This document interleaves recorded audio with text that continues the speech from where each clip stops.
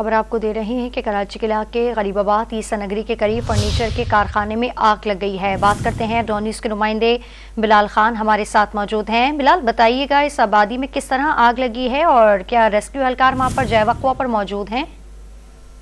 जी बिल्कुल, देखिए गरीबाबाद ईसा नगरी के करीब फर्नीचर के कारखाने में अचानक आग भड़क उठी थी, जिसकी इत्तला फायर ब्रिगेड हुकाम को दी गई। इब्तदाई तौर पर एक गाड़ी आग बुझाने की टीम भेजी गई थी, लेकिन आग की शिद्दत को देखकर मजीद गाड़ियां जो है वो तलब की गई है फायर ब्रिगेड हुकाम की जानिब से।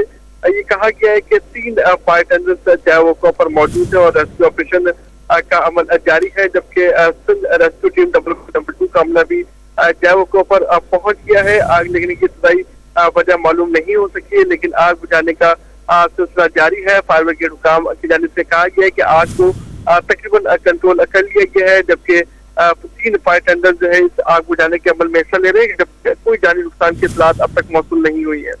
आग की इत्तला पर 3 फायर टेंडर्स जय वक़्वा पर मौजूद हैं। रेस्क्यू ऑपरेशन जारी है। तफसील बताए थे मोहम्मद बिलाल खान, आपका बहुत शुक्रिया।